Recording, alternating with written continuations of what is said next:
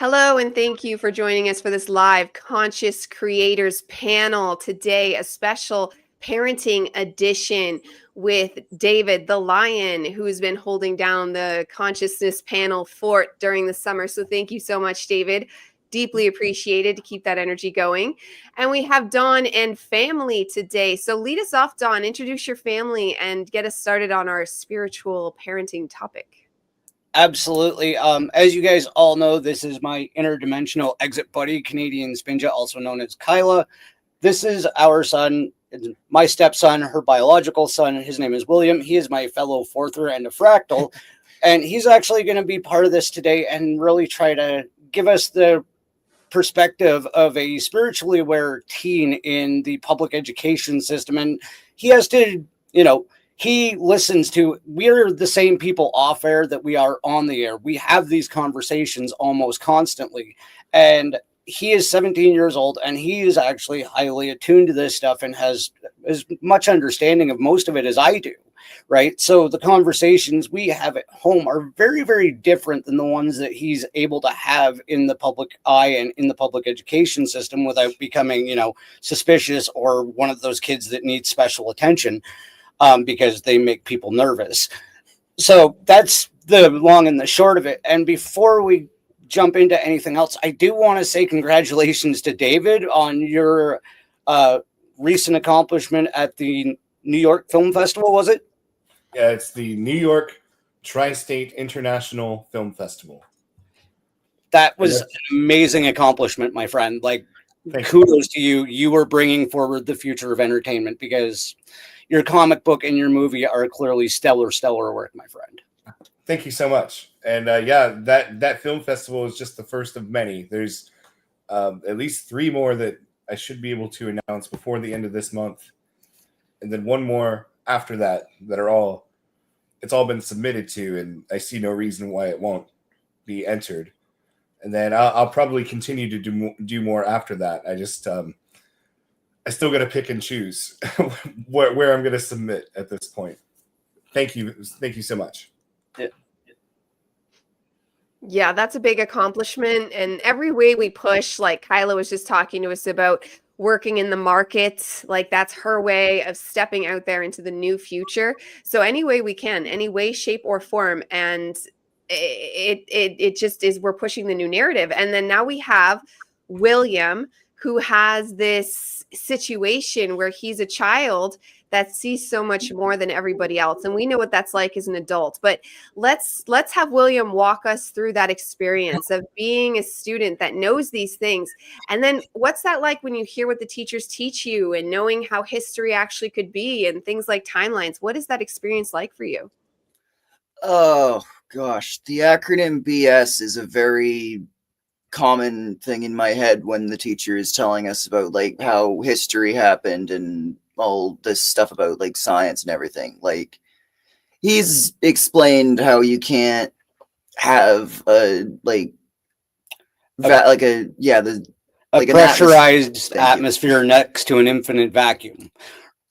Right? Yes. The way the public education system explains space is, this is Earth and outside of us is the infinite vacuum of space. The only problem is even in material science, which are taught in public school, that's an impossibility because you can't have an infinite vacuum next to a pressurized atmosphere. It's like the difference between sticking a vacuum hose in a glass of water or trying to stick a vacuum hose in a glass of water with a lid. It's under principle of physical law, you simply can't. And he understands these concepts but has to sit through science class, and it's basically like bullshit. But like I feel so bad for him. And one of the things that we just caught yesterday, oh my god, yeah, is we all know and we all talk about the installation of programming in the indoctrination public education system. He literally caught it yesterday where they were trying to install the time-based stress and trauma programming to give him the future neuroses of it that we all have as adults. We're all stressed the hell out about time. Basically what it was is he had a writing assignment and they kept reminding him as he was trying to be creative in his creative, right? You have 20 minutes. You have 15 minutes. You have 10 minutes. And they're just drilling it into him about time. I'm like, dude, you realize they were programming you yesterday, and he caught it. I like noticed it right in the middle of class. Like, for one thing, who are you to time me on doing your assignment? And for another, you're lucky I'm even here doing your assignment. You're not going to time me on it. Mm-hmm. That's something that we have made very clear to him, is that his participation in this environment is his choice. If he, like we've told him, if you ever feel uncomfortable or you decide that this isn't for you, you need to keep the communication open, because we will come up with alternatives. You will get your diploma regardless. And if it ends up not being within those walls, then so be it. We will find a way to make it happen. So all of this is voluntary, and we've actually said about it being like an anthropological study. Mm-hmm. Yeah, absolutely. And that's exactly how I even treat my little ones. Like my 5-year-old just started an SK because we didn't put him in JK. And he's just telling a story of being at the top of the slide and the teacher wanting him to get down. So I can imagine which slide he was on. And he's like, but I just went down the big slide. He's like, I just went down the big slide. And he's all like, just telling me all happy. And I'm like, good for you, son. And same with my daughter. Like she's in grade 4 now, but like it was every year, grade 1, 2, 3, where there's so much homework and she doesn't do a lick of it. And it does not faze me whatsoever, except that. Oh, here we go again. Yep. It doesn't phase her, get her any differently. We'll just kind of hold space for her here. Thank you for everybody else that has popped in, Sam and Raquel. It is wonderful to see you guys. I'm just going to kind of hold space here. Diana is back. And you were saying it didn't phase you. Mm-hmm. Yeah, exactly. Because I encourage the dissolution of the system. But like, I do think, because I tried the homeschooling thing with my oldest up until grade 2, she went into the system. But in grade 1, I tried a private school, but it was no better. In fact, it was in a lot of ways worse. It was like a Baptist one, and they were honestly, worse. But it's just breaking the mold. But because they need that socialization, I think that's the one key. That's the one thing. Children want other children. They want, and a lot of it, not just the occasional park visit. They need and crave a ton of social stimulation. And then I think there's something to the games and the organization to a point, though, with complete freedom. But again, like that's where the retooling and allowing our kids to come in. Thank you for joining us, Sam and Raquel, who both have children, I think, around the exact same age. So let's start with Sam. You got here first. What is it like with your children in school and the experience you hear from them? It's really difficult, actually. Because I'm a bit like you. The major focus for me really was getting them some socialization, and they really enjoy that kind of aspect of it. What they don't particularly like, though, is the rigidity, and I think Dunn and Dunstan was speaking about that. I can relate with the time, because it is literally programming you to fit within the matrix narrative, isn't it? It's saying this, you must conform, you must, and it's almost like a stressor. Like, this is what time does to people, especially if you've got like any kind of like ADHD or autism or any neurodivergency. You don't kind of fit into the linear structures.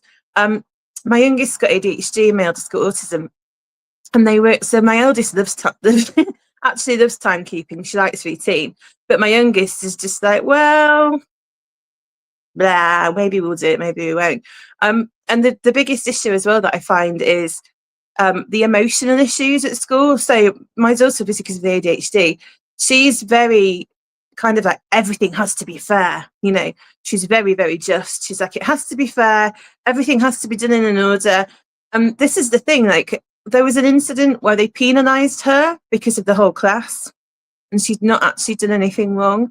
And she was devastated, she was just like, it's not fair, Mum. Why am I being like penalized for something that I've not done wrong? And I had it out with the teacher, and the teacher was just like, well, I left the room and I came back and everybody was chatting. It was like, was Violet chatting? And she was like, well, maybe she wasn't chatting, but the rule was that everybody gets told off. And I was like, well, that's a bit of a silly rule, isn't it?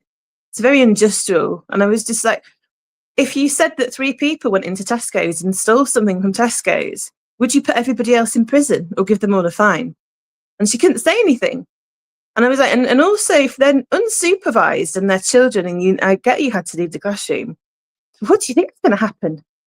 It's a group full of children, and they have real unrealistic expectations. And I'm not saying like children, they should know how to treat other people, but I think it's the pressure and it's the stress, and I think that causes a lot of damage later in life. And I do feel like it's putting people into boxes. I have a lot of issues with them being kind of just sat behind a desk all day, especially my youngest got ADHD. She wants to be out. She wants to be digging in the garden. She loves it when they're doing like PE or like planting like stuff outside. But that's a real few and far between exercise, you know? So when she's actually just sat there, she zones out. She's not built for that. And this is the problem, isn't it? They want to fit them in a box. They want our children to be conditioned and molded to fit the system. And this is the thing, they're not here to do that. They're here to break the well, we're here to break the system, aren't we? So that they can then obviously build the new earth, basically. Yeah. And I really relate to that because I was your youngest daughter. Like I was that ADHD kid. I was that kid that was like, I remember it on the bus, especially, but even in classes when like everybody would be punished. And it just not be fair because you were a good kid, but still didn't fit into the system. Like still didn't like vibe with exactly how the system is.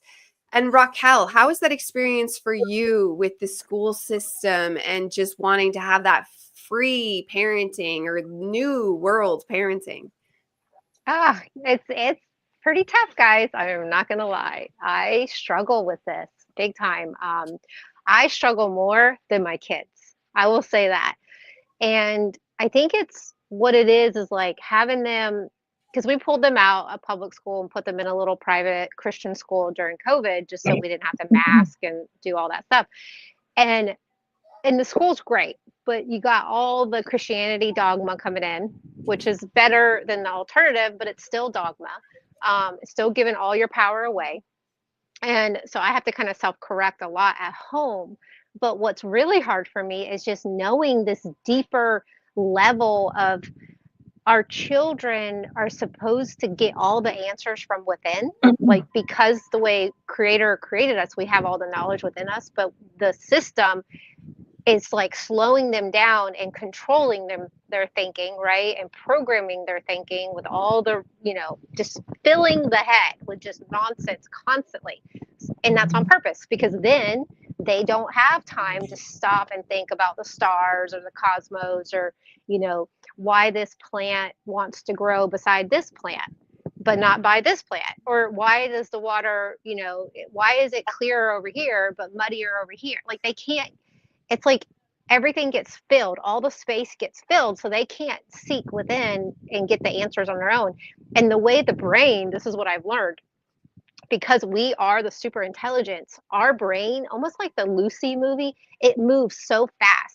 But what school did was actually the opposite. It slowed down the brain so they could program the brain with what they want, which is all inverted, every single thing, everything. And then that way it's filled, and then they can't speed up their thought to get all the answers, because we're supposed to like think about something and they'll get the answer right away, not have to go to a book or a person or a computer. You know what I mean? Like, so it's like just knowing that it's really hard for me because I'm in it, and I have a 10-year-old and a 12-year-old, and I'm almost like I try at home to self-correct it, but I'm just doing the best I can. And also, my husband doesn't really agree with me on things. So I have, that battle to, battle constantly. So it's hard. I'm not going to lie. And I know so many people are in the same situation. So I don't feel alone. So that's good.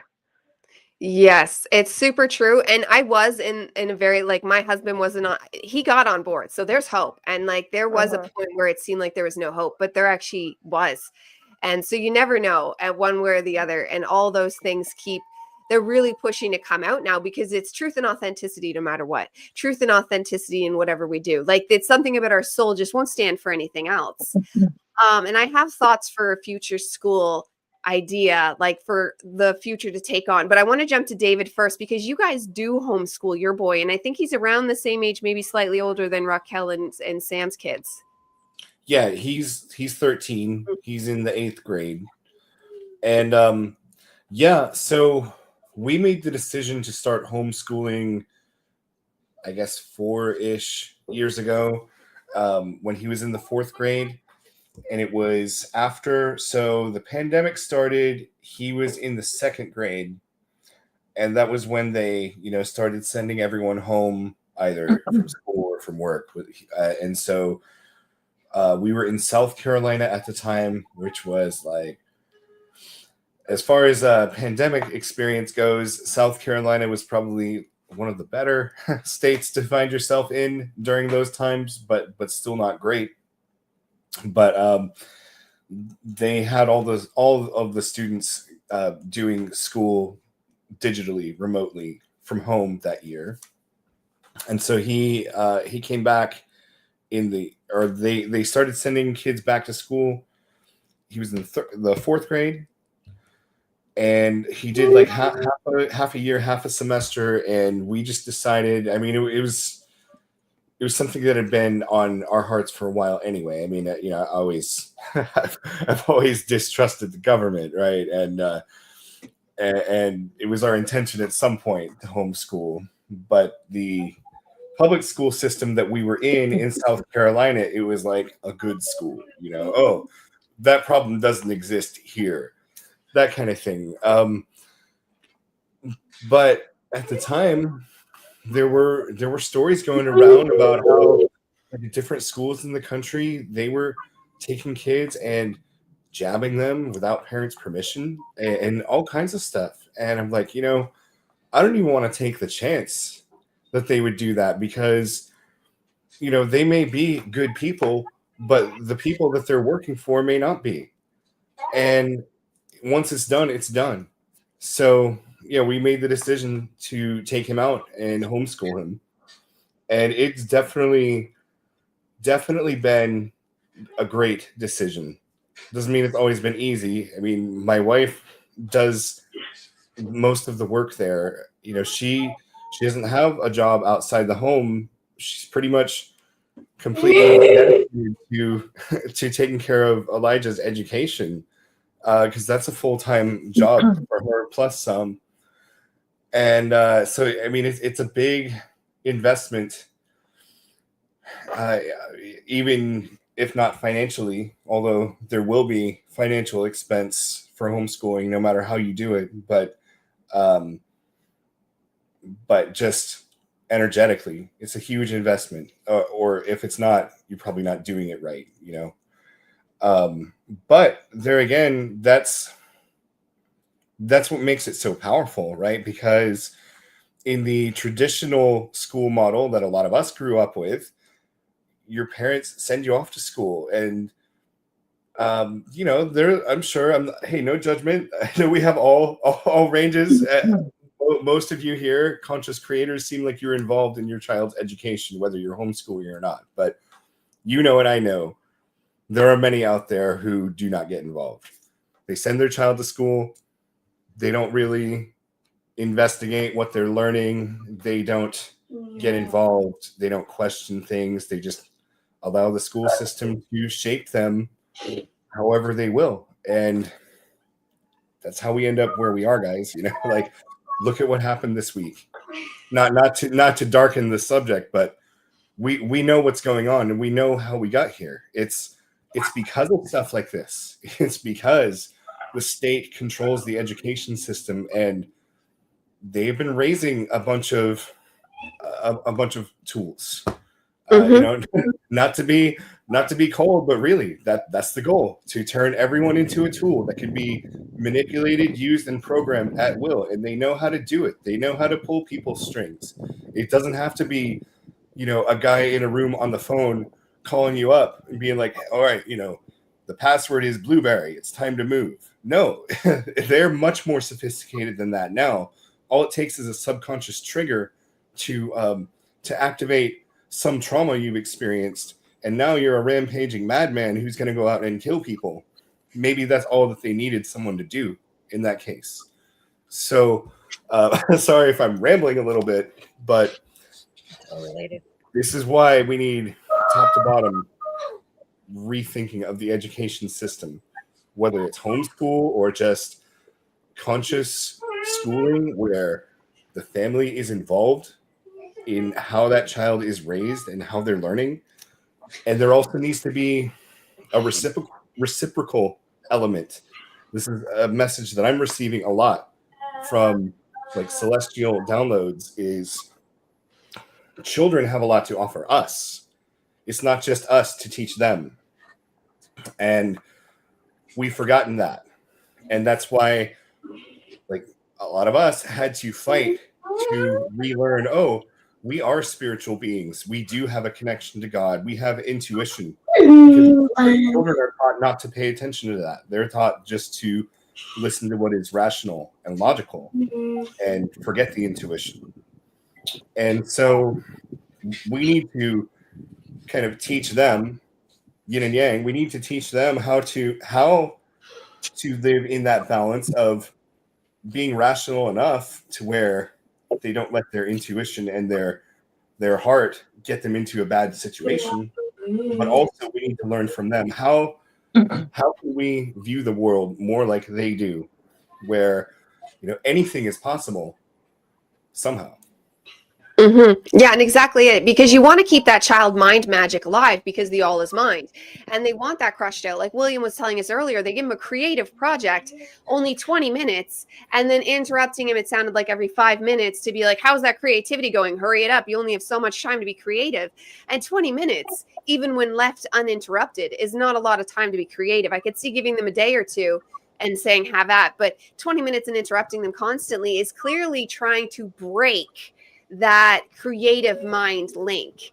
So when it comes to schooling, like one of the ideas I want to lay out, and then we'll see what William thinks about it, is more like a college, but with less of the indoctrination, where in then from the get-go, like in kindergarten, you have these free stations, but even in kindergarten, what they're actually doing is they are tricking you into learning by these play standards. It's a dopamine reward system. And from kindergarten on, they slowly turn down the volume, even from JK to SK. They start turning down the volume on how much of it is fun, but they've programmed you into this with that fun. And now come high school, when they basically stripped it bare of most of its fun, you're pre-programmed to just continue along with what you're programmed with. So I say strip it bare from the get-go and don't move too far away from kindergarten. Keep it free range and open and mix in like the college aspect where you're picking your classes and not just picking the subject matter, because kids need to learn how to read, but pick your teacher and pick the style that they teach in. Pick, like, do you want sing songs and fun? Because some kids straight up are more analytical nerds and they don't want the sing song nature. They want it quiet. They want it more serious. But then there's those that are wild and they want it fun and they want it loud. And you take those kids and you let them choose the entire time, the entire path. So they have the large social environment and then they get to pick where they go and how they do it. And I know that's like but how's that work? Because it all comes down to bureaucracy. Hitchhiker's Guide to the Galaxy had it on lock. It's all about bureaucracy. It's all about paperwork. Oh, but how's that going to be organized? How's that going to be this, that, or the other?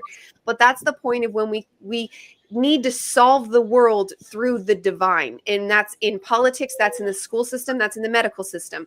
If you are not coming from the divine, and this is where like we're battling against this age-old, like the religious system that they're escaping, but it's not that whatsoever. Just because you burn away the old doesn't mean you live in. Oh dear. Doesn't mean you live in. She got cut off there, and I think I see where she's going. She's talking about restructuring this, and I think that is an interesting idea. Mm-hmm. But from what you picked up from what Diana was saying, what is your impression of that type of situation?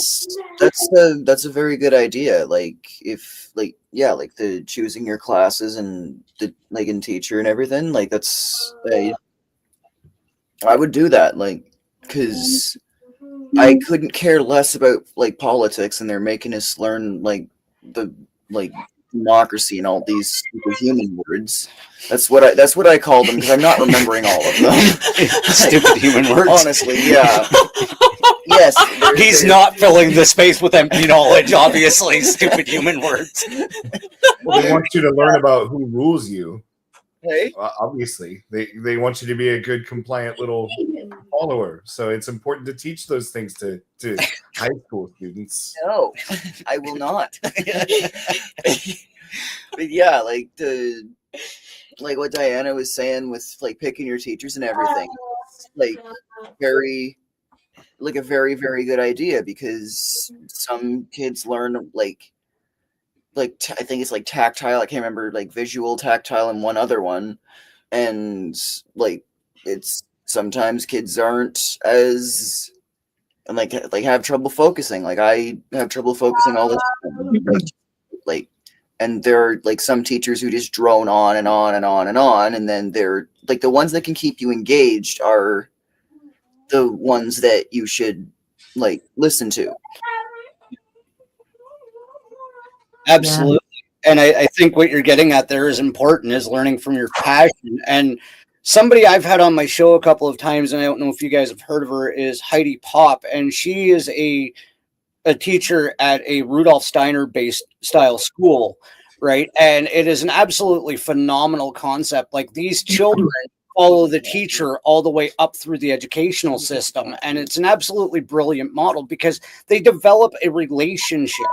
And something that Kyla and I often talk about is the whole industrial Rothschild installed military industrial complex school education system, whatever the hell you want to call it. Purgatory. It is completely wrong. It literally does, like you're saying, take a village, right?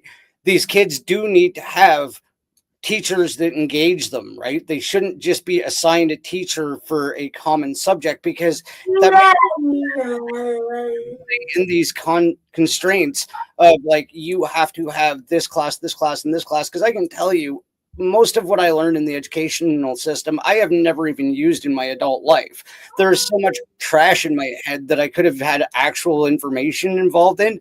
It is just completely useless Cliff Clavin from Cheers information. Like, it's just garbage filling up space, right? It means nothing, and it never will. I've still never eaten life at all, other than eating it. But I really do think these systems, like what Diana's talking about in the Rudolf Steiner systems, are the correct way that children should be taught. Because back in the day, education came from verbalization. We spoke to each other. We taught our children word of mouth, showing them hands-on. We're developing life skills in order to sustain your reality. And now it's just all this program that's being run through us. That's what I compare with my spinning wheel farmers market, because I can't change everything all at once, but if like that's my, like we were talking before the show, like I did a farmers market all summer, and the sales weren't worth my time. I was there because I had my spinning wheel there, and what kept me going was the kids that would come up and start asking me questions about like the process, and I would explain it to them, and they would just get sucked right. And even like on Thursday, I didn't even have time to acknowledge it until now. There was this boy, I'd say he'd probably be about 10 or 11 years old, comes right up and he's like, "I remember you." And I saw him and I'm like, "Hey, how's it going?" And he actually brought friends to my wheel to learn about, like, to tell them, like, this is what she's doing.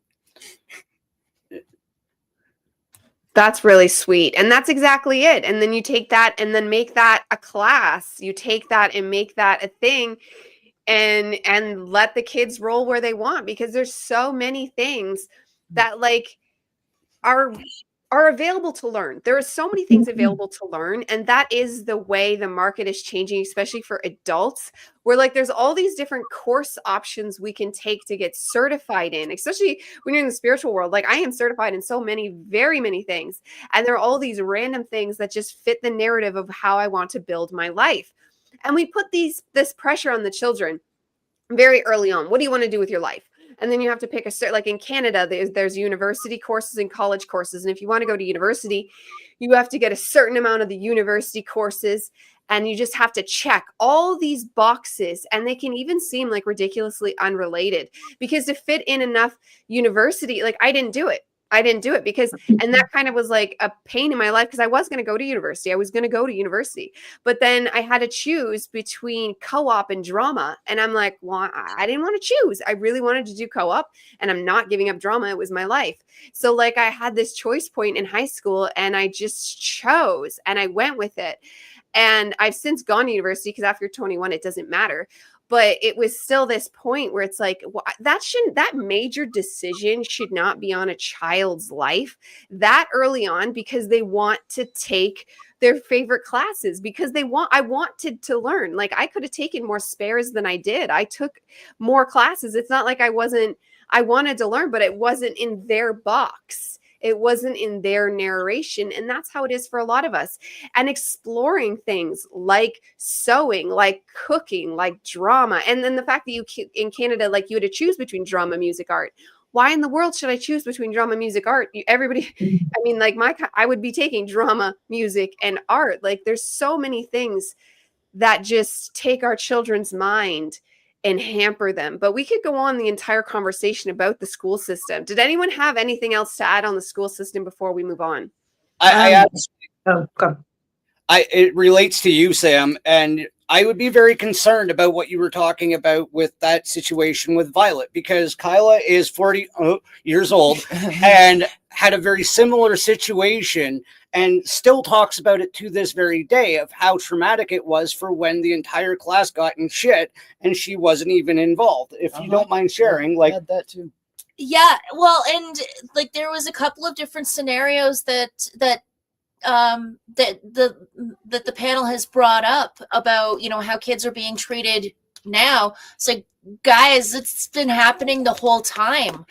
Like I remember it's exactly Violet's scenario, but I got to the point where I burst into tears and ended up having, I didn't know it at the time, but ended up having a panic attack and locking myself in the bathroom. And like, I'm getting choked up now still talking about it, because I'm remembering like they did this to a child. And yeah, I really don't have anything further to add other than this isn't new, and it's evil. It's absolutely evil. My heart is with Violet. Like she did absolutely nothing wrong, as I did nothing wrong, and there was no way around it. I couldn't have been more perfect. Like and I can guarantee you from Violet's point of view, she was probably sitting at her desk, looking around and looking through her desk like, what can I do? Because these clowns are going to get me in trouble. And I know it's coming, but there's nothing I can do. I'm sitting here doing what the teacher has asked us to do, but everybody else is controlling my future right now. Like, you want to talk about installing helplessness and the part where no matter what I do isn't good enough. That's it right there. I'm sorry I'm so emotional about this, but I when you were telling that, Sam, I felt it because I was Violet. Yeah, and I mean that it's okay, and it's all right to feel that way, because it was a very traumatic event. And I think this is the thing with kids, they want to please us so much, they want to be good. And I know that's a bit of a foreign concept, but they have this deep innate desire, you know, to just love and be good, basically. And to tell somebody that they're not good enough for something that they've not been done, that is trauma. That is pure trauma. That is destabilizing somebody's ability to trust the world that they're in, because it's saying, you know, up is down, down is up. And that's what it comes down to, basically. They just don't understand what's going on. So that's when people become kind of like people pleasers. They're responding to what people want rather than what they actually want themselves, because they're just like, oh, I'm wrong, you know. And look at the effect that it's had on you, Kyla. That's horrible that's happened, you know. And I think from the teacher's perspective, they probably don't even realize the effect that they're having on children. That's that's the saddest thing, because a lot of the teachers, I've been really lucky in my girls' school. They had the same, going back to what you were saying there, they had the same teacher, all of them, 3 years. And she's absolutely brilliant. She's just the best teacher ever. So I'm really, really lucky that they've had that. But there's been other teachers that they've had that have been really detrimental, not just to their education, because I mean they go there to learn, but they're not just learning like maths and English, they're learning social skills, they're learning emotional maturity, they're learning how to interact with their peers, they're learning, what's the world all about. And that's the big thing, isn't it? To be a teacher, it's the same to be a nurse, it's the same in any public kind of profession. You have got a duty of candour to the people that you are taking care of, be it, their education, their health, even government, how things are run, whether the roads are done or whatever. They've got a responsibility, and I don't think they're fully aware of that. And this is where the inversions comes in. It isn't even the teachers, it's the system. And without sounding like a raging anarchist, it's broken beyond belief, and it needs to burn. It really does. We need to start again, because it's just not fit for purpose. And I mean, the point that I wanted to kind of, go into was about creativity, and we're talking about how children should be allowed to learn and the creative process, and what you do when you give children their own space to pick and develop an interest and then self-learn. So it's like kind of learning under your own volition, basically.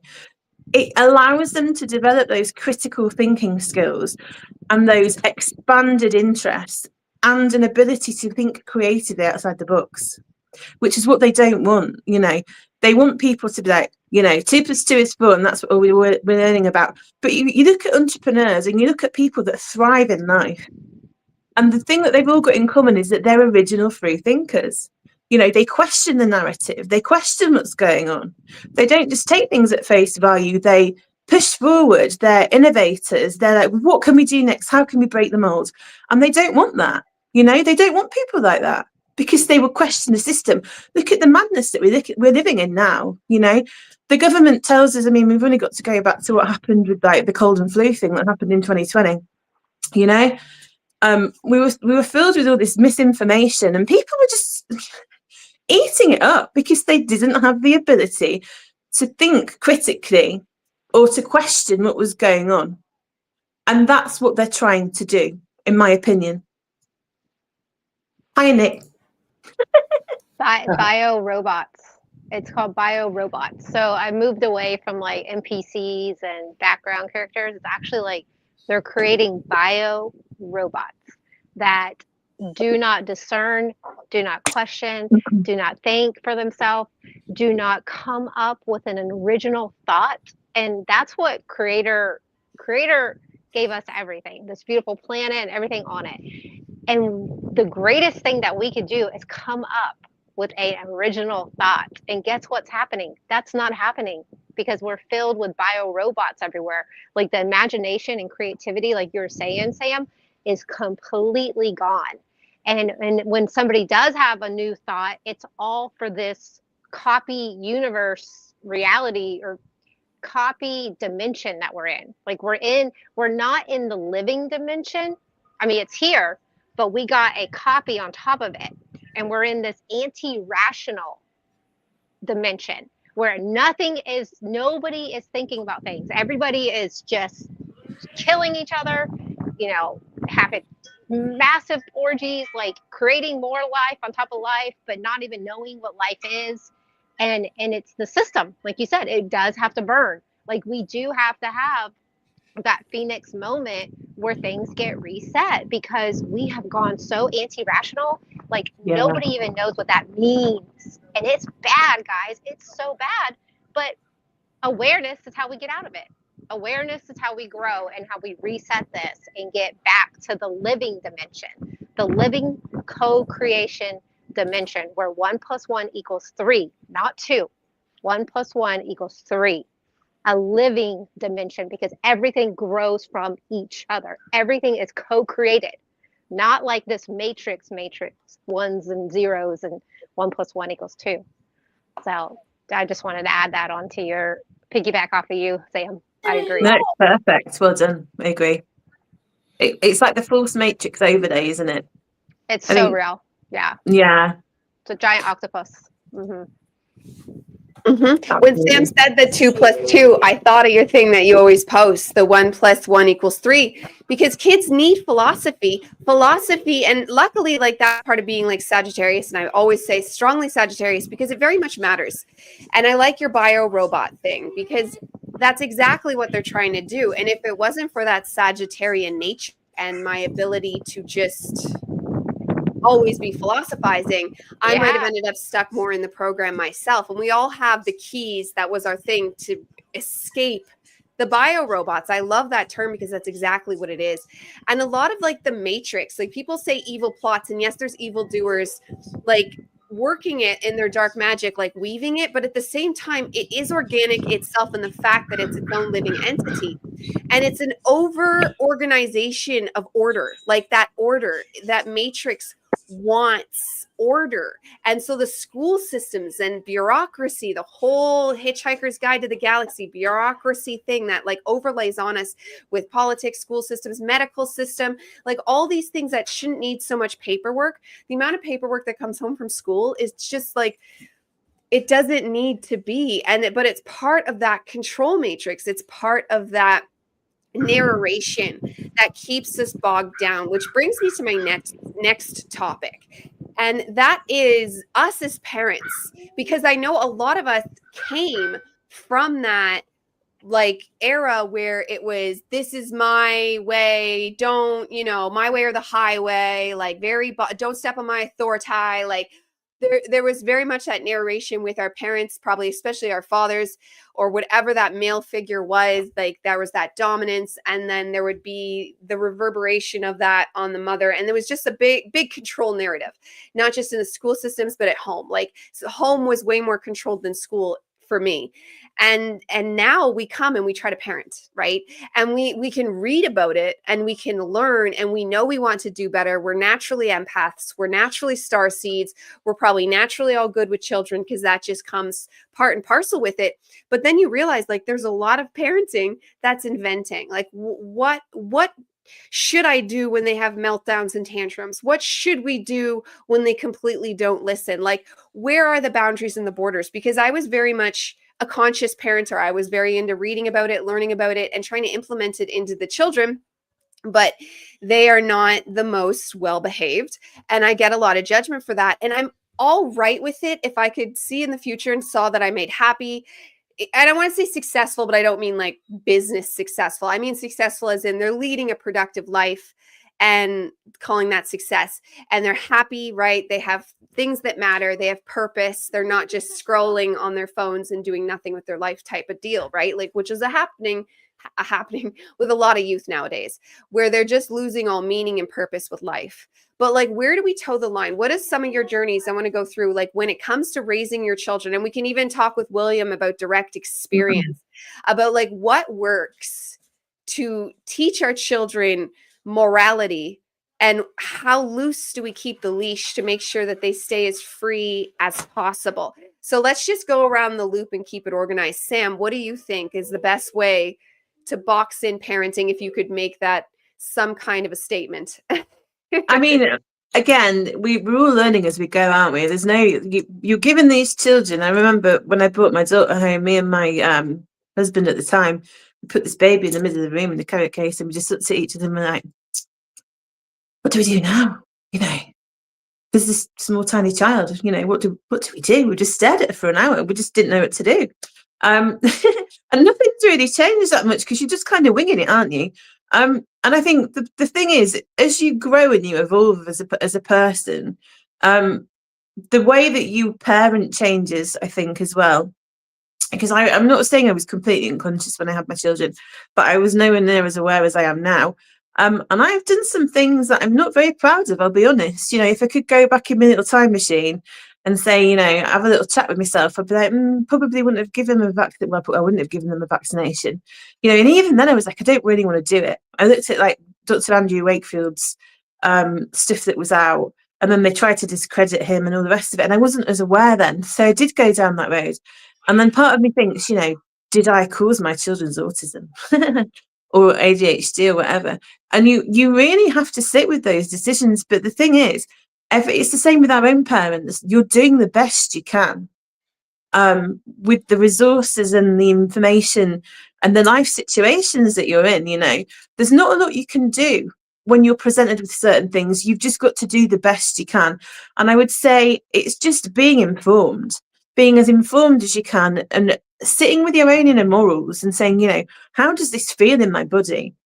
Do I feel like I'm doing this for the right reasons? Because the thing is, our children are our biggest mirrors. We come in, but I can't remember who was saying it earlier. They were like saying, it isn't, we don't just teach children teach us. I think it might be you, David. They are our biggest mirrors, our biggest teachers. My daughter is my biggest mirror. Good God, she can set my hair on fire with anger sometimes. I've really got to take a deep breath and go, into Buddha mode. But that's all part of traversing life as a parent, and it grows. It's spiritual growth. I don't care what anybody says. If you have children, you are on fast track spiritual growth, because that's what they're there for. If you can manage another because you're not your own person, are you? Basically, you have a child, and then all of a sudden your life becomes about this other person. It's the ultimate act of being selfless. You can't be selfish because you've got this tiny child, and even when they're not tiny, to consider. So I would probably say, with regards to discipline and things, children are completely different as well. You've got to look at each child as an individual, going back to that individuality again. How do they respond to things? Some people, some kids maybe need more punitive measures, as long as it's fair and honest. That's kind of my thing. It's got to be fair. It's got to be consistent. Can't change the goalposts. You can't act out and just punish them because you were saying, Diana, because I said so. I got that all the time. Because I said so, because I was a smart little shit. And I was like, that doesn't make sense. Why are you doing that? Because I said, they couldn't answer me, basically. Yeah. So I get that. And when they ask me questions, I have to just genuinely go sometimes, I don't know, I'm sorry. It's beyond my level of comprehension. But do you know what? Let's go and look into it. And the same with their emotional outbursts, obviously, because autism and ADHD is my youngest daughter's the most volatile thing in existence. She's like cesium biscuits. She's very reactive, we'll put it that way. So it's noticing her moods, and it's being responsive, I think. That's the hardest thing. And again, when you're working full time, I'm not working now, but when I was working full time as a nurse, I was tired. I was coming home. They had the homework to do. They had the reading to do. They had all this crap to do. And it's like, come on, you need to do this. You need to do this. And there was no time for fun. There was no time for family bonding. It was just like, come on, let me make you tea. Let's get you upstairs. We need to bath you. We'll read your story into bed. And that was the majority of our interactions. That's not actually building a relationship with your children, is it? And that's what I would say. It's making the time to actually get to know your children, because that was a big thing for me. I realised I didn't know who my kids were. And that sounds really horrible, doesn't it? But yeah, I left work and I was like, right, who are you? What do we do? Obviously you know who your kids are, but it's like, how are we going to go forward? And it's having them involved in the decisions that you make as well. It's giving, because that's what you want to do. You want to empower your kids. And I think it's so easy to take things personally. I had a telepathic thing with my daughter a few years ago. And we have these moments, and I was saying, come on, don't be doing this. And I heard her in her head, and she says, you fat bitch. Obviously, she didn't think she'd said it. So I just started laughing. And I went, did you just call me a fat bitch? She went, I didn't say it, I just said it in my head. And I would just say, how can you tell her off for that? Do you know what I mean? How do you navigate that? Like, well, that was a bit of a nasty thought, wasn't it? And we had to have a chat about thought, word, deed. But yeah.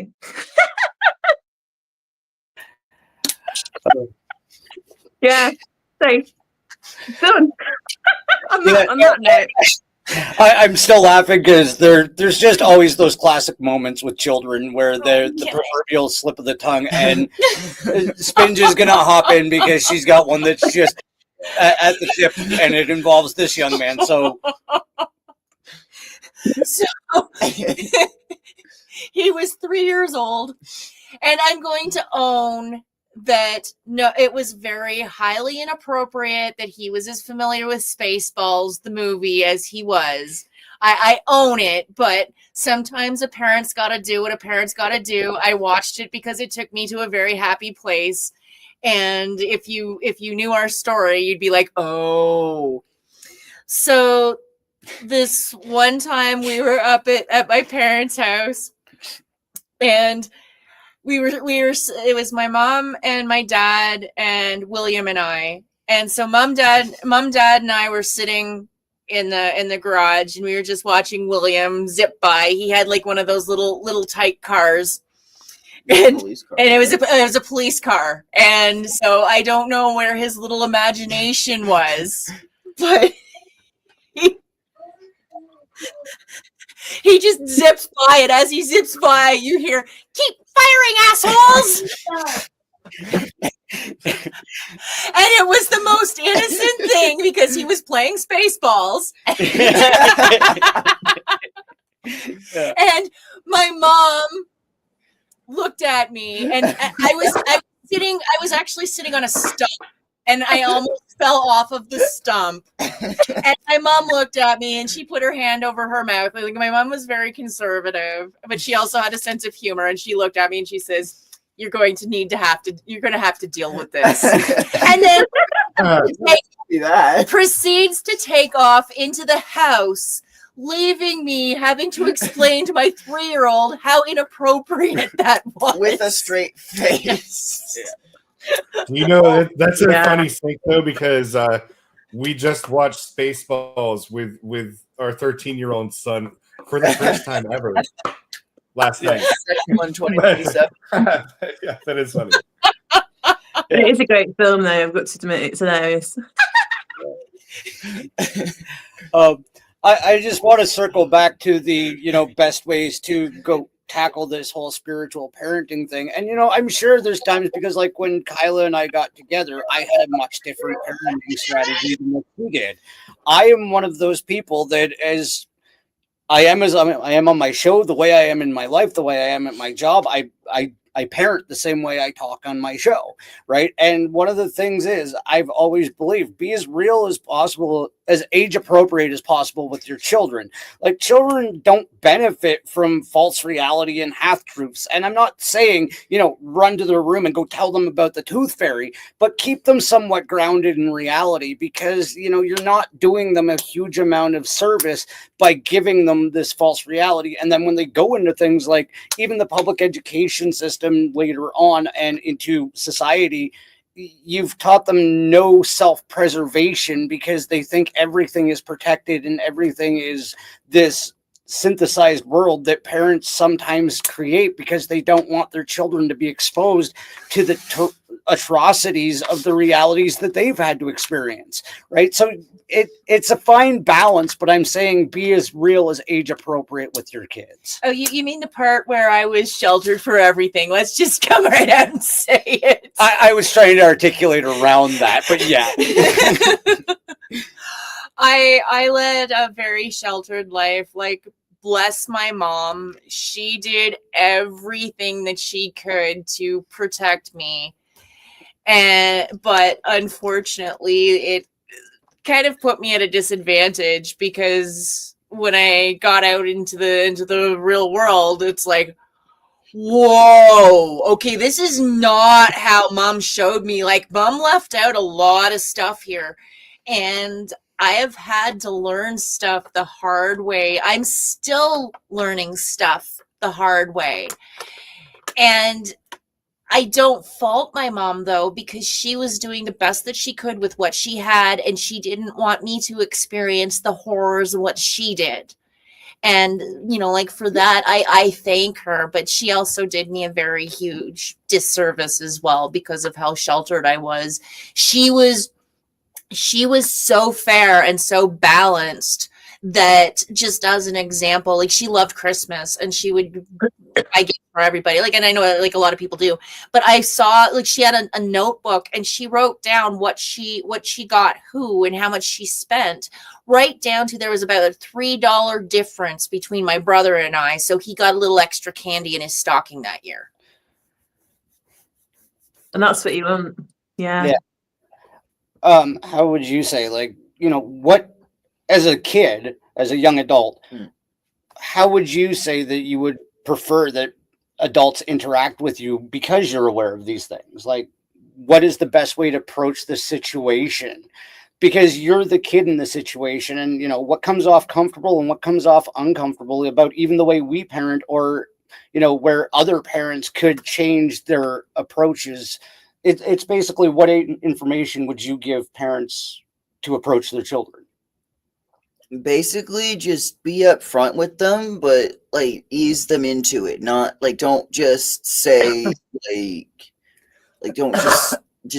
don't just say like, "Hey, Santa," and just like let them get to the age where they start to question it, and then also answer their questions, like if they have questions, and ask if they have questions.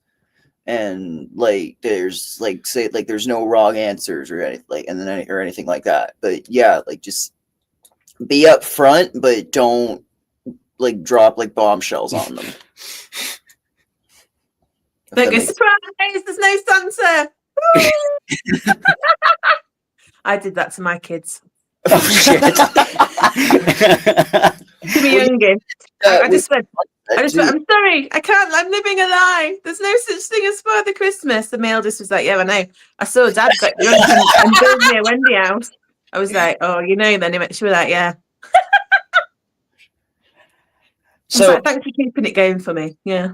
Go on, Diana's occupied right now, so I guess, Raquel, do you want to answer the question as well? Like, what is the approach that you would take as a parent? We'll just keep going down the line here.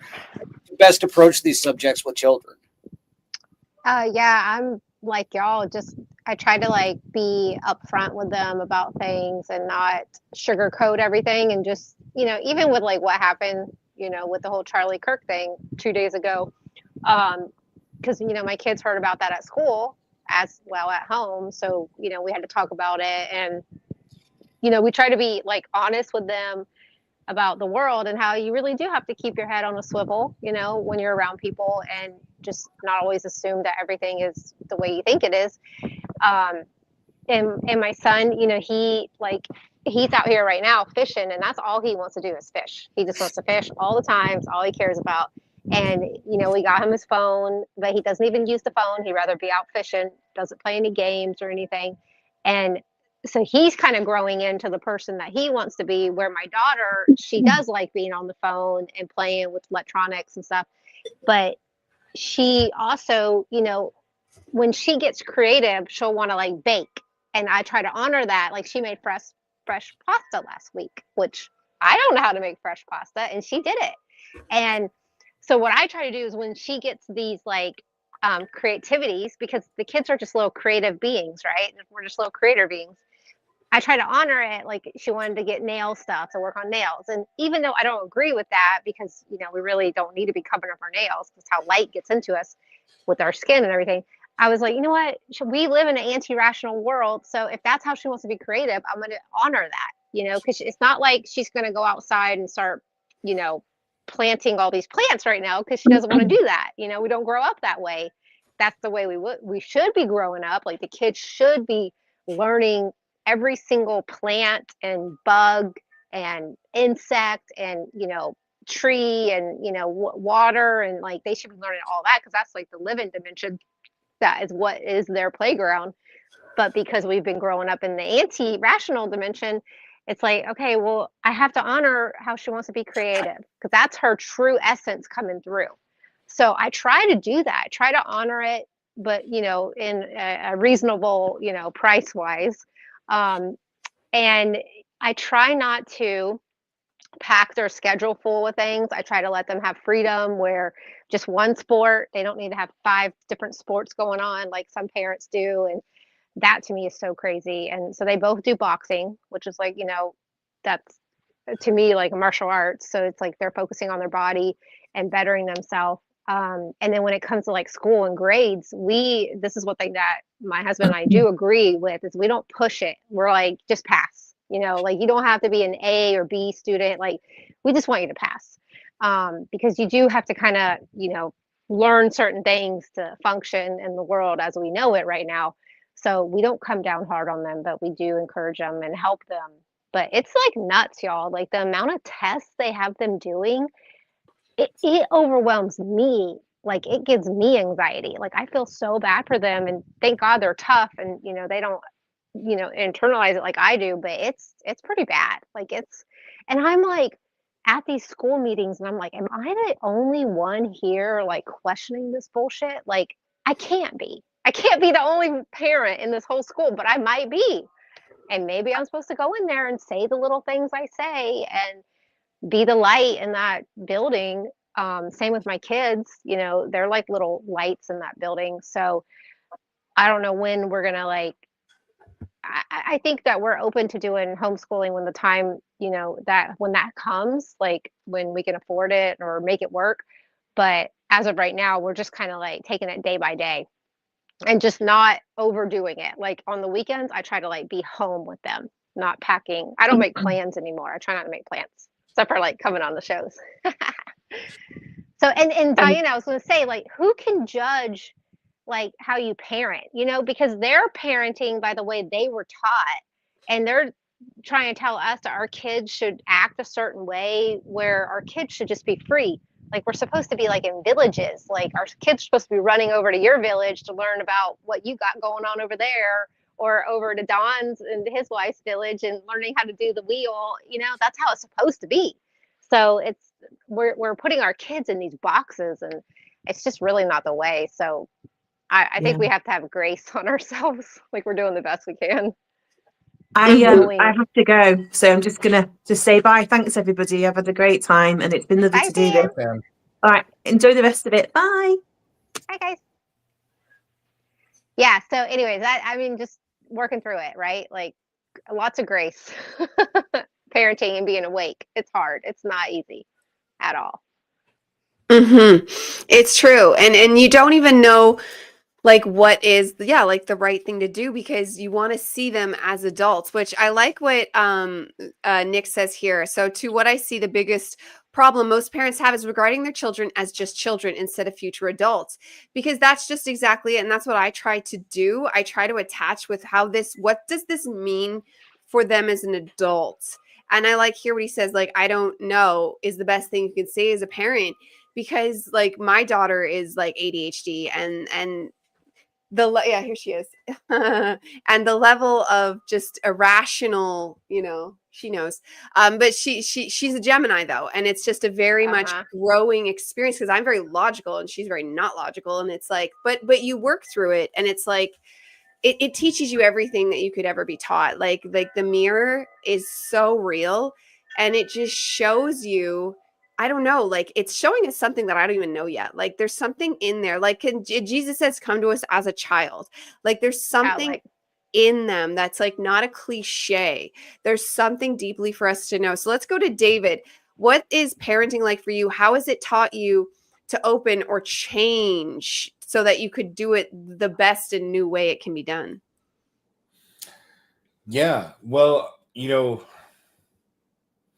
parenting first taught me, you talking about the mirror, the first years of parenting for me was a mirror for me, because I saw behaviors and I don't know, just I saw in my son the same kinds of things in myself as a child that I was corrected for, and not always in a nice way, right? And but in my son, I realized no, he's just being himself. Like this is just what he was made to be, and so it was very healing for me in a lot of ways, because it helped me to make peace with a lot of aspects of myself that I was told were wrong, like from a very early age. And then, but now coming to where he's now older, my son, he's neurodivergent. He's on the spectrum, Asperger's, high functioning, ADHD, all that stuff. And there's definitely been some challenges with that. But I think a lot of that, I've come to form a lot of my own conclusions about what all this really means. And, for one thing, I think we have put kids in general in like this box that they're supposed to be a certain thing or a certain way by a certain age. You know, by this age they're supposed to have done this, and by that age they're supposed to have mastered language arts and things like that. Well, what if children are just meant to grow at a different pace based on who they are? Maybe some children are meant to take a very long time growing up, and others are supposed to grow up very quickly. Maybe that's just a thing. It certainly seems to be the case if you just observe without bias at the children in our society now. Some develop very quickly. Maybe that's due to external causes in our environment, or maybe that's just the way God made them, or maybe some combination in between. So that's one thing that I've kind of learned. And so he's 13 now, and really a lot of aspects of his personality are really only now starting to come through, whereas before it almost felt like we had like a big toddler for a long time, you know? So it's been interesting to see how that child has started to develop into a person. And yeah, a lot of those, I forget who, might have been you, Diana, that said, to think of like the adult that they're becoming, not just the child that they are.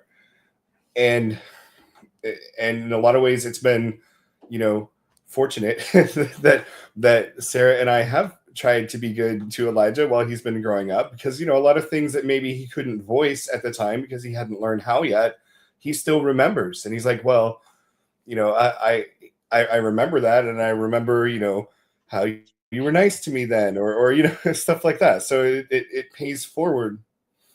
And I mirror back to Elijah a lot. And so I think that helps him, like when he's, because come on, let's face it, kids can be annoying, right? It's part of growing up. And I think a lot of times what happens is, like, if kids grow up in social circles, like at school, they get picked on by their peers and like bullies and stuff. And I'm not saying that's good, okay? But there's a balance. There is a corrective behavior there where, like, if someone's acting like a fool, somebody's going to call them out on it. And so for me as a parent, it's like, how can I do that with my son while not coming so overbearing that it's like he's being bullied, or that it's like I'm trying to make him hate himself? How can I just show him, hey, you look like a fool when you act like this, and people aren't going to like you if you keep doing it. So yeah, I pick on him a lot. I try to make it fun. If he's acting out, like I'll just kind of make it a joke, and like, we'll turn it into a joke, and it works pretty well. And he goes with it. Sometimes it takes him a little bit, to snap out of it, but after a while he'll start laughing and be like, yeah, I guess that is pretty silly, stuff like that. Of course, he is 13. He's only just now entering into teenage territory, so who knows if that will continue to be effective. I'm breaking new ground here, but so far so good. And another thing that we have started doing really intentionally is, something that I think a lot of people perhaps have lost is like passing down our stories from generation to generation, right? I think people have forgotten just how important this is. And I'm not just talking about like religious belief or whatever. I mean, it all plays together. So when I grew up, I watched stuff like Star Trek, Superman, Transformers, He-Man, stories where like people were like heroic. They always did the right thing. The bad guys were evil. The good guys were good. Sometimes they made mistakes, but in the end, they always chose to do good. They chose to do the same thing that Jesus would tell you to do most of the time. And that's the trick, right? You go to church or school and they tell you what you should be doing, and you're like, I don't want to do that. But then you watch a movie or you read a story about some hero, and they don't tell you that they're teaching you the same story, but it is the same lesson. But you absorb it because it's fun and interesting and relatable. and we need to reintroduce that into our society. So like one thing we do with Elijah as part of his homeschool, some people might frown on this, but he doesn't like to read. So it's a chore to get him to read. And so I have like this huge collection of comic books, classic comic books from the 80s, 90s. And every day for his school, I'm like, you have to sit down and read one of these comic books and write a report about it. And you know, it's been good. It's starting to help him with his reading comprehension and his imagination a little bit. And also we'll make him watch like a little bit of TV with us, like old classic shows. Like we've been watching Star Trek.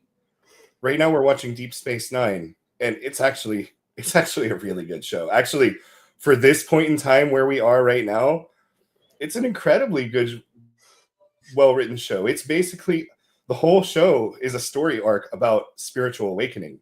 It's crazy, honestly. But so I would recommend anybody that is a chosen one checking it out right now, honestly. But yeah, it's been good. Mm-hmm. Yeah, that's I have I like that's kind of what I do, especially with this one, because she'll have these big wild tantrums, and the best thing to get her out of it is to imitate her, but to say the accurate words, because she'll scream like she's, you know, just, oh, poor me, like the worst thing that's ever happened to her is happening, but it'll be like she didn't get to go to the dollar store twice, or like it'll be some level of like she did get something awesome, but she didn't get like the most awesome thing. And so it's actually, yeah, she's laughing now. It's really hilarious to like imitate her, like, oh no, I only got this one. It's very funny, and it gets her laughing. But she is a very different upbringing than her brother, and she's always like, oh, why do you love Aiden more than me? And I'm like, do you see this boy? I'm like, Aiden, go get me this. And Aiden will go get it, bring it. Here you go, mommy. And then return to the activity he was doing. And I'm like, this is why. There's no need to argue with this child. This one simply is asked and does. And he's how I thought parenting was supposed to be. And I finally, you know, third time was the charm. And he's like, does what he's asked. And then Aaron's just like, whoa, he's I know he's like an 8-year-old toddler. So like, he's a whole different journey of experiencing, but you do get to watch as he does like age in his own way and mature in his own way. And just, you're completely making it up as you go along and completely inventing these new ways of like, yes, so I like your idea with the shows, because yes, making sure they are moral, but we're going to have to wrap up the show soon, but yes, making sure they are moral, but also making sure that they are as free as possible. Like, I want as free as possible, but I don't want to have them end up like spoiled and just entitled, and that, because that's just as abusive. Like when you see like those rich kids that end up like that, they're no happier, and they just end up like destroying their own lives, because we know karma, we know the laws of the universe. You can be like, there's a difference between having money and having comfortable life versus being ridiculously spoiled. And all of our kids kind of, regardless, like they can easily end up spoiled. So I'm not saying like they're rich and fancy kids, but it's so funny how easily kids can end up spoiled. And I wanted to make sure my kids had everything, because that was another thing. Like we grew up in lack. Like a lot of us grew up in a big lack, that kids of this generation just don't have that same level of lack that they used to. Things are so at their fingertip.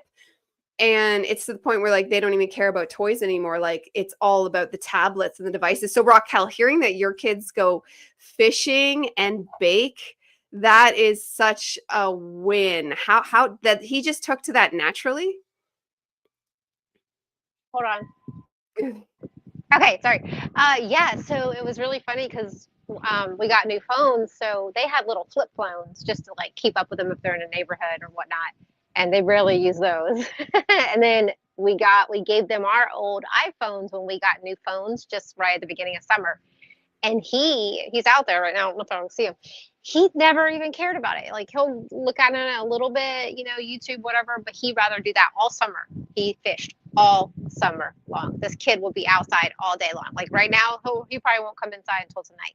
And then my daughter, you know, she uses the phone, but she looks up stuff like she learned how to make fresh pasta.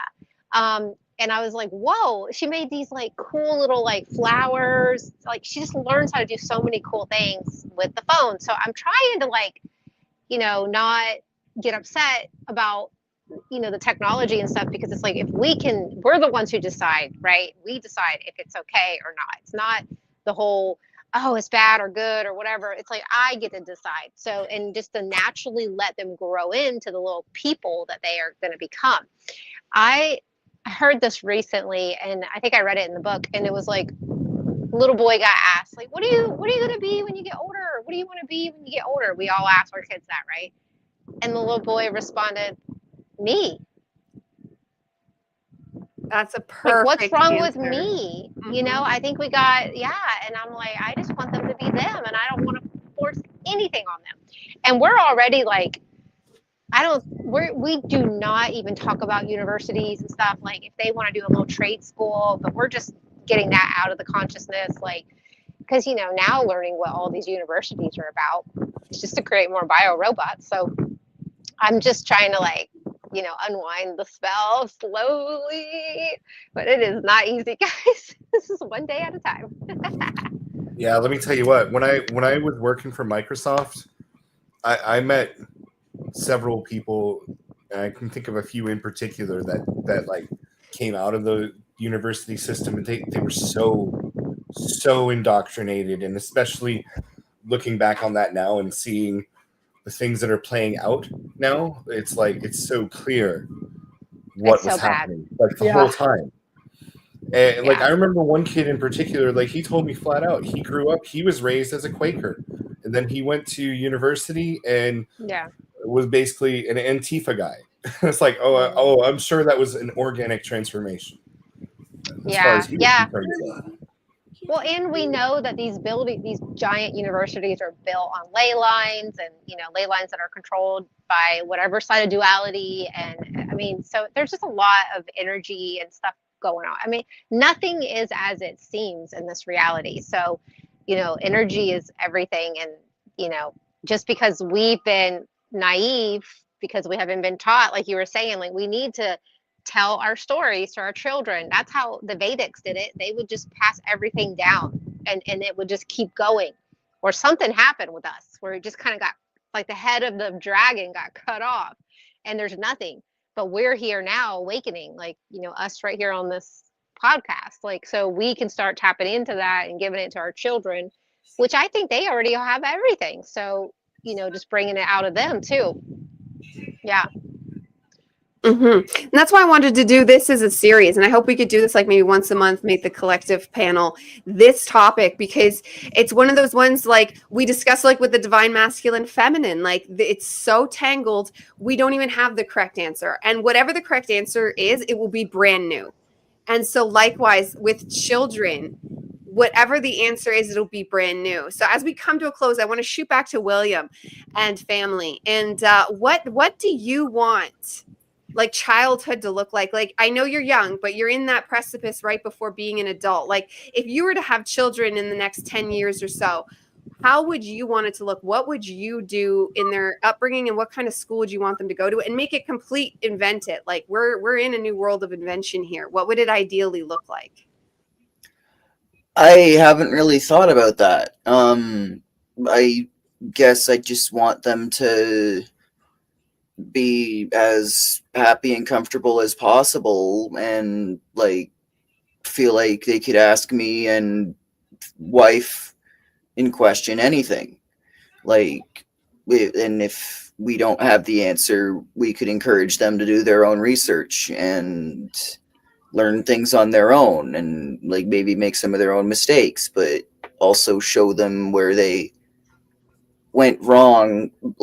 Wrong isn't the right word, but like where Things didn't work out. yes, and but like not in like oh you did this type thing, but like Learning like curve. like yes, like in an analytical sort of way, like this is where this veered off, and how are you going to get it back on track if you want to succeed type thing. And I'm like, with schooling, I really don't have an answer, because I I'm just not sure.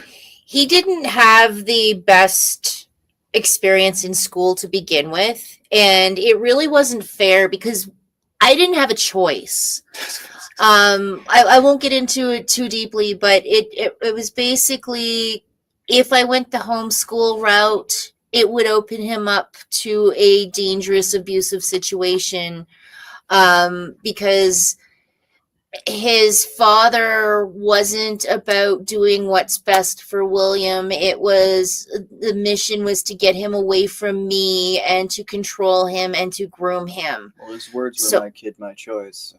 Yeah, and so with, and in a, like, our experience hasn't been normal. Like, it's, I wanted to homeschool him, but I had to take a step back and look at what was best for him. And because he had the, commitment of school, that helped keep him under my roof, which was safer.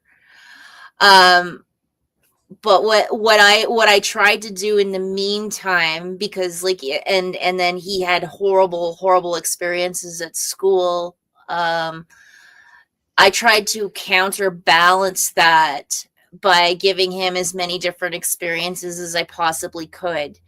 I was a single mom and didn't have a consistent income, but I did the best that I could with what I had. And so I focused more on giving him experiences, and then things like taking him, so one of the things I did, I was pet sitting.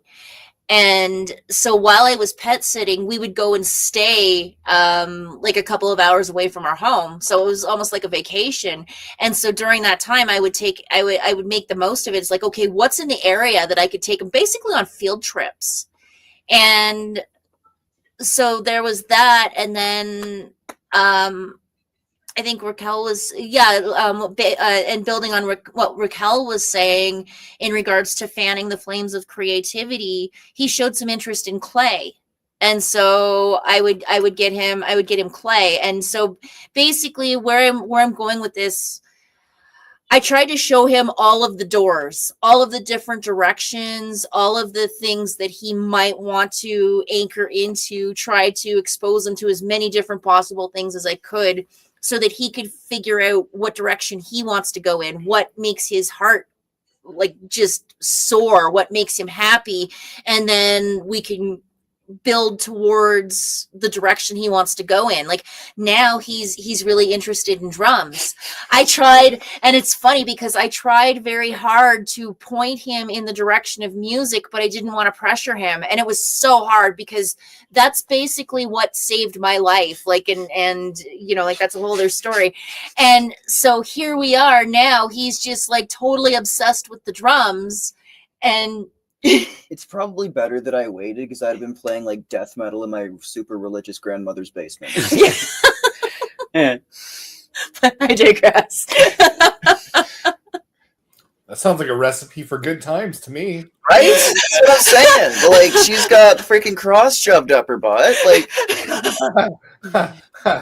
Honestly. Well, guys, you know that everything that's happened to us in our entire lives, it has been preparing us for the days that we're getting ready to enter. So no matter how hard it was, and I'm not trying to sound insensitive, we've all experienced some difficult aspects of our lives, and it's all Jedi training. And the times are here. It's here. Yeah, we had to go through all that to have empathy for our brothers and sisters. And if we grew up the opposite way, like them, they don't have empathy. They lack it. They're bio robots. But guess what? As soon as they get activated and remember, they'll just grow consciousness right back. It's all about awareness. Well, and it's not just awareness. That. In the coming days, people like us, that with great power comes great responsibility. And in order to protect that responsibility, we're going to have discernment. Yeah. And the only way you learn discernment is by getting fooled a few times and by going through adversity. Mm-hmm. So all of those bad things that like give you nightmares, one day there's going to be a day where you're going to be like, if I hadn't gone through that, I wouldn't be prepared for what I have to do now or for what I just did. Mm-hmm. Yeah, and Christ says like get your house in order. Like so it's like not like your house being the self, right? Like get yourself in order. And then what are the things in your life? And for me, and I honestly think like it should be first and foremost for everybody. And that's a big problem nowadays. And I've talked many times about the separation of family and how they force mothers to work so that they can take control of the children. It's all part of the total plan. And plus, they get to take way more taxes from us. So they get lots more money and they get to indoctrinate our children. But the truth is, it's like we can take back that control, we can take back the narrative by going through the flames, like that alchemy of self, and by perfecting our family. So, like, we stand on roots. So, like, when my kids hit high school, hopefully, all those narratives are gone. Like the narratives that exist right now for the tweens and the teenagers is insane. But like if we stand in a strong house when that moment hits them and I tell them this is brainwashing, they'll be like, I believe you. You know what I mean? Versus like you see a lot of people where they wake up and their children actually split from them because their children are so indoctrinated. Their own, like if you can't wake up your own children, that to me is so scary. So you should be able to be that divine authority for your children, like divine authority. I don't mean bossy pantsing. I mean setting yourself as a prime example. So that's part of the reason why I pushed myself. Oh, she got cut off there. Part of the reason she pushes herself. I know she's getting close to wrapping this up. So I do want to say, like, absolutely agree with everything everybody was saying. And Raquel, you hit on something I want to hit on really quick. Earlier, when you were talking about how everything in the education system is to slow us down, I've said this before on my own show. When I was like 5 and 6 years old, they thought I couldn't read. And the reason they thought I couldn't read is because when I saw the page of a book, my mind was still dialed into the reality where I could just look at something and understand all of the information I was observing in that very moment. I was still figuring that reality before the indoctrination system was implemented into the simulation, right? My mind was still in that past stage of consciousness. And I had a very, very hard time. Like they had to explain it to me, like using my finger, you have to read each word like this. That's stupid. I should just go like this. And I know everything because that's the way I receive every other piece of information in my reality. That dog's going to bite me. I'm going to get hit by that car. I want to eat that apple. Everything else we receive through our eyes in a single moment. But learning is this slow down. And I know this isn't a politically correct word, and I use it strictly in the literal sense. It's a retarded situation. They are slowing us down to retard our reaction and our thought process. Right? Yeah. That was my little rant on that because I absolutely agree with that. Wanted to say that before we go. Mm-hmm. Yeah, 100%. And we have to be more aware, like Raquel was saying. We have to be more aware. So that was a fantastic talk, and I hope we do it again soon. I'm just going to go around quickly. We'll do the circle and let everyone know your final thoughts. Mine is that we have lots more to unpack. There's so much, like just the school system alone was like so much, but there's so many things to touch on with this topic. And Raquel, what are your final thoughts for today's topic? Yeah, I think it's, we're just going to be taking it day by day. And as we get new information and we start remembering and feeling and discerning, like you were saying, the lion, we are really growing back our consciousness and our aura. And we're getting more sensitive too, because our auras are getting bigger, because when you're on your domain or your glade or your land, this aura feels everything that comes in. And that's why we're getting more sensitive, and our kids are so sensitive, and, they're just like little empaths too. So just honoring their sensitivity, because they fully haven't been cut off. Like the head of the dragon hasn't been cut off yet because they're still young. And they didn't go through it like we did. Like we went through the whole system, like the whole caboose. So I think just honoring their feelings and what they say, and just being honest, right? And letting them just be them. Like I'm trying not to even think about what they're going to be in the future. I'm trying to be like, you know what? You're going to grow into whoever you're going to be. And who knows what the future is going to be like. because at any moment we can have an original thought come and happen, and everything could change just like that. So we're all kind of like, we're on it. We're on our paths, and we're doing it, and we're finding each other, and I'm just so grateful. So I have a lot of gratitude for y'all. Me too. Thank you. David, what are your final thoughts for today's topic? Well, if I could just plant a bug in our viewers and guests' ears for this weekend, of course, most of you or all of you that I'm looking at here probably are familiar with what I'm going to mention, but just in case, look into the gifted and talented education program that's been going on. Apparently, it's been going on since like the late 60s, early 70s. I was in it. I'm sure all of you were probably in it if you attended a public school. Was, right? Yeah, Raquel was. Yeah. And this is, I've been aware of it for a while, and I just saw like another new documentary out about it yesterday, and disclosure's underway. It's happening more like a trickle than a fire hose, which is how it's got to be. But this is definitely going to be part of it. And when you realize that, this GATE program was going on since the 60s and 70s, it was going on in every public school. Like, what they've done to us was so systematic and intentional. When it really starts to hit people, that you can't reach any other conclusion for it to be this widespread. They were giving us fluoride in the 80s, like every week, and they knew what that was doing. They knew what that was doing to us. They were trying to control us. It was all part of the Starseed Envoy program. They wanted to stop it or control it. It's dark and it's bad, but yeah, it's really bad. Yeah, so I don't know what that's going to do to the collective when people start to really rationalize and realize, like, our government and our parents and families did this to us intentionally. Now, maybe some of them didn't know. They just thought they were helping their country or whatever. But to some degree, they all collectively agreed to do it. And now it's time to acknowledge that and like heal from it and build something new. Mm-hmm. Perfectly put. And then Dawn and family, what are your final thoughts on this topic today, which has so much to touch? Oh, mine, I'm just going to try to keep to a sentence or two, and then I'll pass it to them, is be honest with them. Help your child understand before somebody else does, because you can teach them about what we understand, or you can let them be taught by somebody that's going to give them their indoctrinated program. All I can say, in the words of my mom, all you can do is do your best.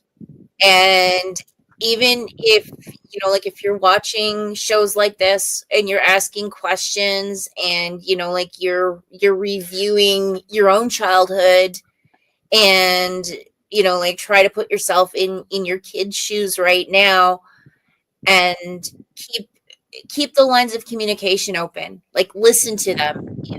If they come to you with a problem, even if it, like, if it seems minuscule to you, it might be the world to them.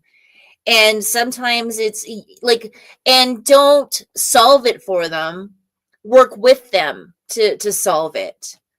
But you've got this. If you're watching shows and asking questions and something is wrong and you're on the quest looking for answers, in my opinion, you're doing it right. William? Yeah, they basically just covered everything. Like, be upfront, but don't just drop things on them. Like, don't explain the construct of reality to them, because it kind of fucks them up for a minute. Yeah, it does. It does. Yeah. Oh, hey, Jason. I accidentally explained the concept of the biomolecular reality that we lived in, and he's like, "Oh." So okay, that's where this is all coming from. It didn't mess me up that you explained it. It messed me up that I understood. Yeah, I was just thinking that if I told my little kids that, they'd be like, "What?" But you're like old enough to understand. And I see it in like everyday life now, and like it just kind of like now, like the back of my head will not shut up in the middle of class. Like, that's not right.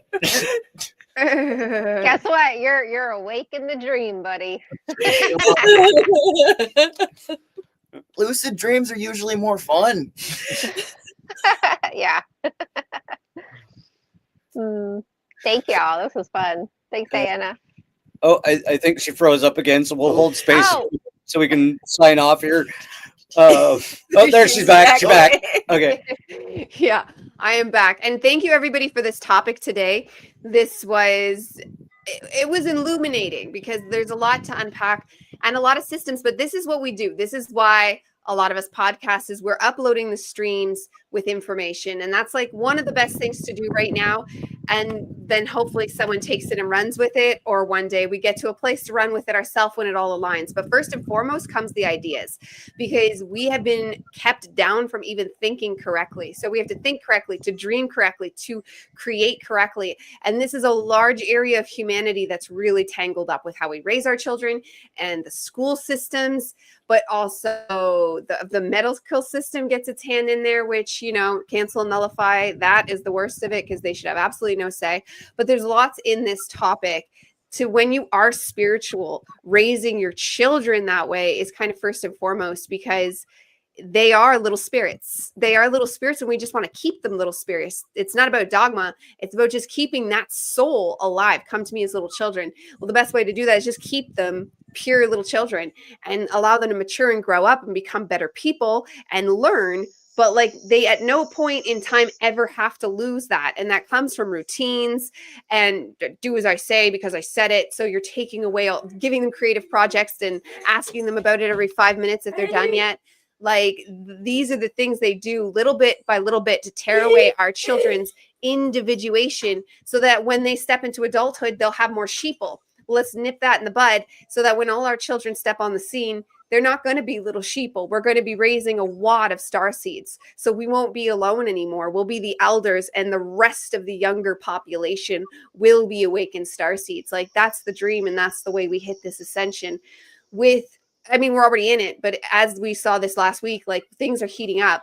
And if the more we do awakening and alchemical work, the less we see, because we actually are having a lot less catastrophic events than was foretold. So as sad as last week was, which it's very sad, it's still less than what was prophesized.